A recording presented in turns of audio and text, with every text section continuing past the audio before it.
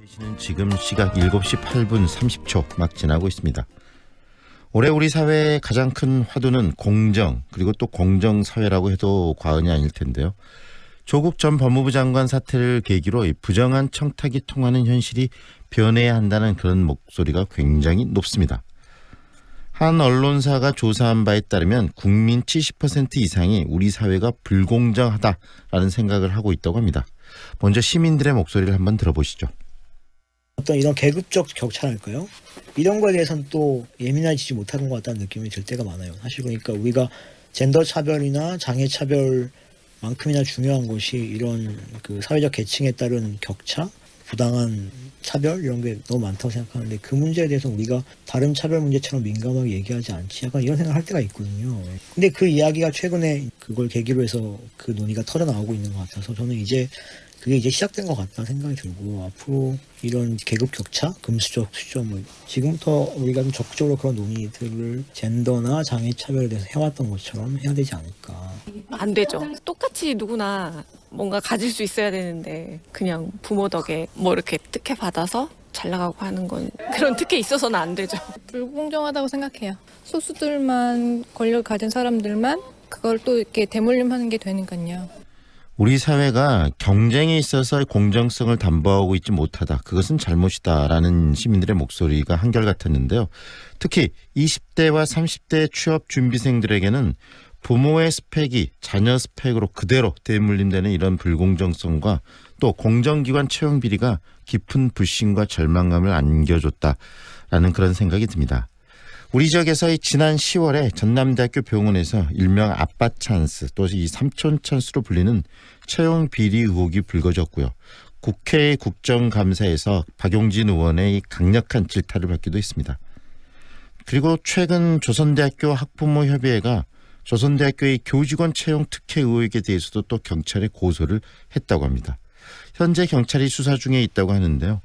의혹을 제기하게 된 배경에 대해서 조선대학교 학부모협의회 김행하 대표의 이야기를 한번 들어보겠습니다.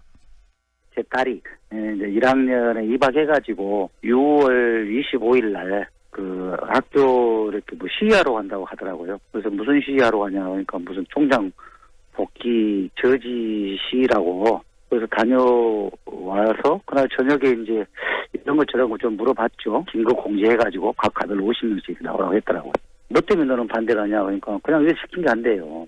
그래서 이것이 뭔가 좀 있는 것 같다. 왜 이러지? 그걸 제가 이제 학교를 가서 총장실을 갔더니 강동원 총장이 문 밖에 앉아 있더라고요. 그래서 왜 그러고 계시냐고 이제 물어보면서 이제 그렇게 시작을 해서 알게 됐어요. 네. 그런 문제점들 뭐 여러 가지 조선대학교 내 사태나 이런 문제들도 이야기가 되고 있고 더불어서 이 교직원 채용에 대한 문제점들 과연 어떤 것들이 있는지 조선대학교 학부모가 제기한 내용 좀 더 들어보시죠. 6월 25일이니까 지금 한 5개월 좀 넘었지 않습니까? 확인한 내용들이 뭐냐면 학사 부정행위, 취업비리, 또 이제 그것을 또 은폐하고 숨기고 이런 것들을 제가 이제 보게 됐어요. 그래서 이제 그 일정을 주로 보니까 강동원 총장을 3월 28일 날 해임을 시키고 4월 첫 주부터 바로 18명을 채용한 일입니다. 채용을 했는데 이제 그게 그 인사 규정을 무시하고 그 교직원 인사 규정이 위배되니까 그것을 개정하려고 해요. 그런데 5월 1일 날 바로 이사에서 승인을 해가지고 그 18명 공고도 안 하고 취업 전환을 시키고 그러면서 또 이제 그 이동기 총장하고 부총장이 없는데 기획실장 이동기 공대 학장을 시켜서 실질적인 서열 일이죠. 그런데 이제 그분이 정작 그 아들 박사 학위를 주도해가지고 9명의 교수들 당신 포함해서 10명의 교수들이 그 4년 동안 그 석박사 통합 과정에서 단 한 번도 출석 안 했는데 학점을 주고 박사학위를 주고 더군다나 또 교직원 자녀 장학금까지 50% 주고 이사진들이 그 알면서도 앉혀놓고 하순시켜서 그렇게 한 것이죠. 결국은 대가성 없이 과연 학교 측이 이런 일을 강행할 수 없다라는 학부모들은 생각을 갖고 있고요. 또 중요한 것은 이런 여러 가지 과정에서 가장 공정해야 될 이 채용의 문제 그리고 또 학위를 주는 그런 문제들이 짬짬이 또는 관계 속에서 이루어진다라는 것. 우리 특히 지역에서 이런 일이 비일비재하게 일어나고 있다. 또 최고의 어떤 학문과 지식의 전당이라는 대학에서 일어나고 있다는 부분들에 대해서 시민들이 분노하지 않을 수 없을 텐데요. 일단 조선대학교 측에서는 필요에 의해서 진행한 정당한 채용이었다는 입장을 밝히고 있고요. 양쪽의 입장이 엇갈리는 가운데서 또 수사까지 들어가 있는 것으로 알려지고 있습니다. 그런데 이런 과정, 결과적으로 이런 과정들이 청년들에게 있어서 어떤 취업에 대한 불신, 우리 사회에 대한 불신을 더 부추기는 것이 아닌가라는 생각이 드는데요.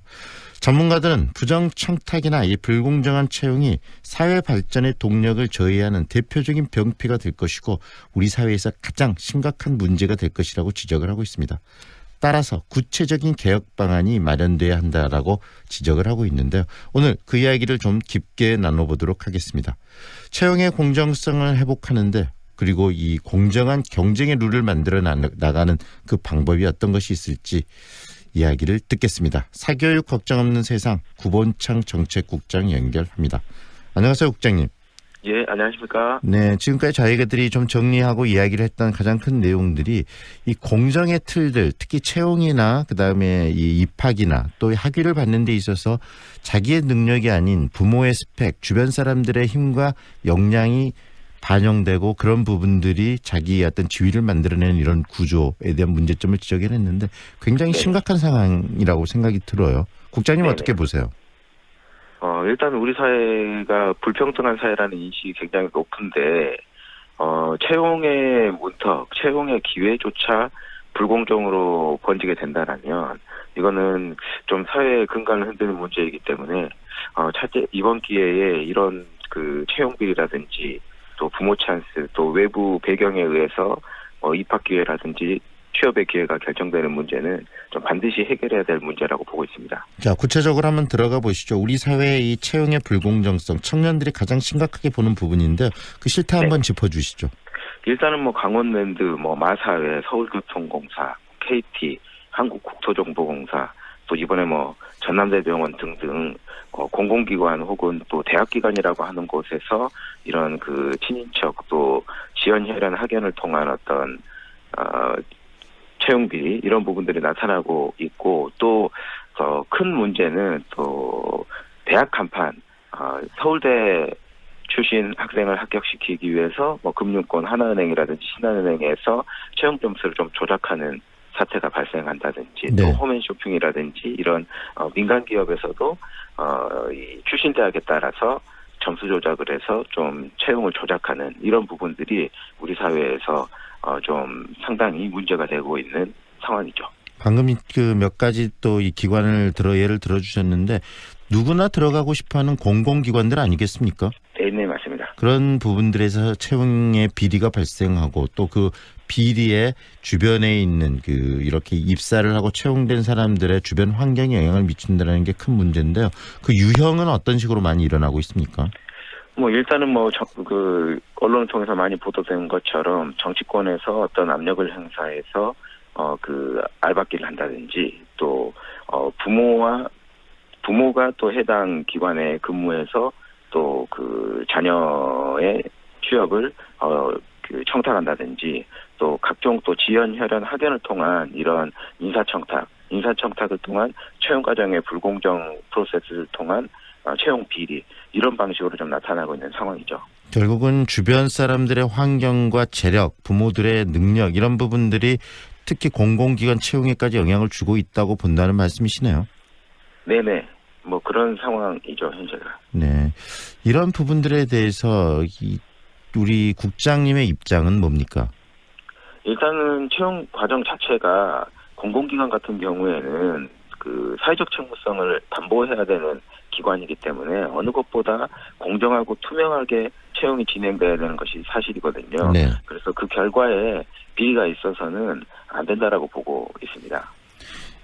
한때는 일반 기업들도 이 채용을 할 때 시험을 보고 여러 가지 과정과 절차를 투명하게 걸치고 채용을 했는데 요즘에는 면접 중심의 채용 시스템으로 바뀌고 그다음에 또 브라인드 채용이라고 하지만 실질적으로 너무나 주관적인 채용 시스템으로 변화되면서 이런 채용들의 비리들이 더 발생하는 것이 아닌가라는 생각이 드는데 그 부분은 어떻게 생각하세요? 이 부분에 대해서는 조금 입장이 다른데요. 네. 오히려 이제 블라인드 채용을 하기 때문에 이 그 취업의 진입 장벽 자체가 수평적으로 넓어지는 측면들이 있거든요. 브라인드 채용에 있어서는 네네. 네, 그래서 이제 예컨대 전통적으로 학력학벌에 따라서 어떤 기관까지 지원할 수 있다 없다 내부 필터링이 되고 있는 상황이기 때문에 네. 블라인드 채용이 되면서 혹시 지방대 학생들 또 능력은 있지만 어떤 학력 확보로 인해서 진입 장벽이 있다라고 네. 인식했던 취준생들이 지원을 할 수 있는 기회가 넓어지고 있고 또 실제로 채용 결과도 지방대 학생들이라든지 또 여성이라든지 또 그 취업 정년기가 넘었다라고 인식되는 연령에 있는 지원자들이 합격이 더 늘어나고 있는 상황이기 때문에 그런 부분들은 좀 긍정적이라고 보지만 취업 과정에서 어떤 채용의 비리라든지 또 네. 절차상 문제라든지 이런 부분들이 발생하는 부분들은 이 그 조사나 또 처벌 이런 부분들을 좀 강화해서 발생하지 않도록 만드는 어떤 법적 장치, 제도적 보완이 필요하다고 보고 있습니다. 일단 블라인드 채용의 시스템들은 우리 채용의 공정성을 담보하는 데 좀 긍정적인 영향을 하고 있다는 말씀이시네요. 네, 결과의 공정성을 담보하는 데 긍정적인 네. 영향을 주고 있는 거죠. 그리고 이 지금 대기업들 그다음에 많은 기관들이 공개 채용 시스템들이 사라지고 있는데 공개 채용 시스템들을 좀 부활할 필요가 있는 거 아닌가라는 생각도 듭니다. 어떻게 보세요? 근데 이제 지금 흐름상으로는 공개 채용을 해서 많은 인력들을 좀 충원하는 일들이 좀 필요한 것은 사실인데 네. 또 이 채용의 과정에서 직무 역량을 객관적으로 또 직무 역량을 기업에서 일할 수 있는 역량을 갖춘 인재를 선발할 수 있는 어떤 시스템을 갖춰가는 것들이 우리 사회에 정착이 되어야 된다고 보고 있습니다. 네. 그리고 특히 공공기관에서 이런 채용 비리가 끊임없이 일어나고 있고 그런데 정부가 공공기관의 채용의 시스템을 좀 더 투명하게 만드는 노력도 필요하지 않을까요? 그 부분은 어떻게 보십니까? 네, 이제 그런 부분들이 필요하고 또 문재인 정부 들어서 좀 공공기관 채용 비리 문제를 좀 심각하게 보고 전수조사와 또 감사를 대대적으로 실시하고 있는 것은 맞습니다. 네. 그래서 채용 문제에 있어서 가장 중요한 하도로 보고 있는데 전수조사 이후에 좀 일관되지 못하는 징계 조치 혹은 또 솜방망이 처벌 이런 부분들이 비판의 핵심이고 또 개선의 교환점으로 보고 있습니다. 결국은 이런 비리들이 계속적으로 반복적으로 일어나게 되면 정말 열심히 공부하고 본인의 능력만 가지고 취업해야 되는 대다수의 청년들에게서는 꿈 자체를 뺏어가 버리는 굉장히 안타깝고 슬픈 상황들을 만들어내는 거 아니겠습니까? 네, 맞습니다. 일단 출발선부터의 격차를 주게 되는 상황이 되기 때문에 굉장히 큰 젊은 세대, 청년 세대에 박탈감을 주게 되는 거죠. 네. 그렇다면 우리 한국 사회에서 이 공정한 경쟁의 룰을 이 채용 시스템에서 만들어내기 위해서 좀 가져야 되고 고려해야 될 부분들이 뭐 어떤 것들이 있다고 생각하시는지 이야기를 좀 꺼내 주시죠.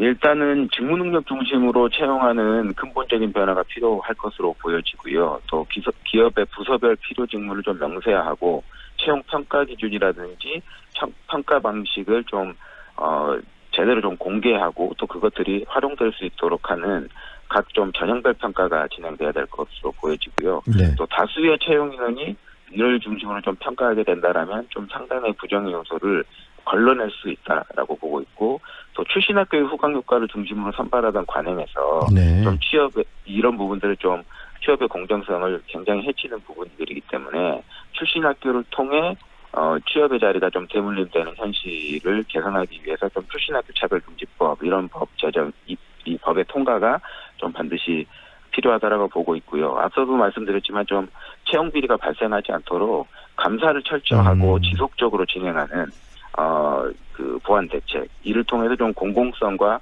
공정성을 목적으로 한 공공기관이 문제 재발에 철저하게 좀 관리될 수 있도록 하는 방법들이 필요할 것 같고요. 네. 또 끝으로는 좀 내부 고발이라든지 감사를 통해서 비리와 부정 요소가 적발되면 좀 징계 조치를 굉장히 강화하는 또 비리를 저질러도 뭐 그 감봉 또 뭐 이렇게 경고, 네네. 주의 뭐 이런 방식으로 솜방망이 처벌이 되기 때문에 그 개선이 안 되고 있는 상황인데 채용 비리나 부정 청탁을 저질렀을 때는 뭐 과감하게 원스트라이크 아웃, 뭐 파면, 해임, 네. 중징계 이런 부분들이 진행이 돼야지 앞으로 좀 공공기관의 좀 채용의 공정성이 좀 담보될 수 있다라고 보고 있습니다. 네, 그리고 이 공공기관 채용의 비리를 방지해야 될 주체인 정치권에서 네네. 이런 채용 비리를 또 조장하고 또 정치인들이 걸 관여되는 사항들이 끊임없이 나오고 있는데 정치권의 각성과 또 정치인들의 이런 문제의